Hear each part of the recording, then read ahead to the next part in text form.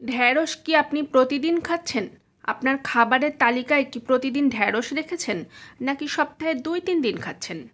আপনি যদি নিয়মিত ঢ্যাঁড়স খেয়ে থাকেন তাহলে অবশ্যই আজকের ভিডিওটি দেখুন, এড়িয়ে যাবেন না। আপনার যদি শ্বাসকষ্ট, হাই কোলেস্টেরল, কনস্টিপেশন, ডায়াবেটিস বা হাড় জয়েন্টের ব্যথায় ভুগে থাকেন তাহলে অবশ্যই ঢ্যাঁড়স খেতে হলে আপনাকে কিছু বিষয় জানাটা অবশ্যই জরুরি। আজকের ভিডিওটি দেখলে বুঝতে পারবেন ঢ্যাঁড়স খেলে কোন কোন রোগ বাড়তে পারে। হ্যালো ভিউয়ার্স, আসসালামু আলাইকুম। Welcome to my channel Shikha's cooking house. আপনাদের সকলের কাছে অনুরোধ থাকবে, আপনারা যারা নতুন এই চ্যানেলে তারা অবশ্যই স্বাস্থ্য বিষয়ক এরকমই ভিডিও পেতে চ্যানেলটি সাবস্ক্রাইব করে পাশে থাকা বেল আইকনের অল নোটিফিকেশন ক্লিক করে দিবেন। এতে করে সকল তথ্য আপনাদের কাছে পৌঁছে যাবে সবার আগে। ঢ্যাঁড়স স্বাস্থ্যের জন্য দারুণ উপকারী।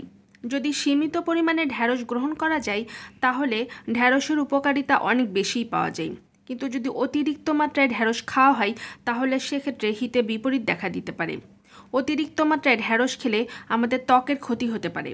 ঢ্যাঁড়স থেকে নিঃসৃত প্রোটিওলাইটিক নামক এনজাইমের সংস্পর্শে আসার কারণে আমাদের ত্বকের ক্ষত হতে পারে। ঢ্যাঁড়সে অক্সালেট নামে একটি যৌগ থাকে, আর এর অতিরিক্ত শরীরে কিডনিতে পাথর হতে পারে। কেউ যদি কিডনিতে পাথরের সমস্যায় ভুগে থাকেন তাহলে ঢ্যাঁড়স স্বাস্থ্যের অনেক ক্ষতি করতে পারে।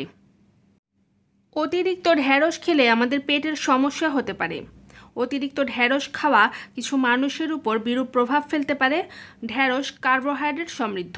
এটি অতিরিক্ত খাওয়ার ফলে ডায়রিয়া হতে পারে, গ্যাস দেখা দিতে পারে এবং অন্ত্রের প্রদাহের মতো সমস্যাও দেখা দিতে পারে। ঢ্যাঁড়সে ভিটামিন কে পাওয়া যায়। এটি শরীরে রক্ত ঘন করতে কাজ করতে পারে। যারা রক্ত ঘন করার ওষুধ খাচ্ছেন তারা চিকিৎসকের পরামর্শ নিয়ে ঢ্যাঁড়স খান। দুটোই একসাথে খেলে শরীরে রক্ত জমাট বাঁধতে শুরু করতে পারে, যা স্বাস্থ্যের জন্য ক্ষতিকর প্রমাণিত হতে পারে। অতিরিক্ত মাত্রায় ঢ্যাঁড়স খাওয়া হলে কিছু মানুষের গ্যাসের সমস্যা হতে পারে। গ্যাসের উৎপাদন হতে পারে, কারণ ঢ্যাঁড়সে থাকা ফাইবারের পরিমাণ বেশি থাকার কারণে পাচনের সমস্যা হতে পারে।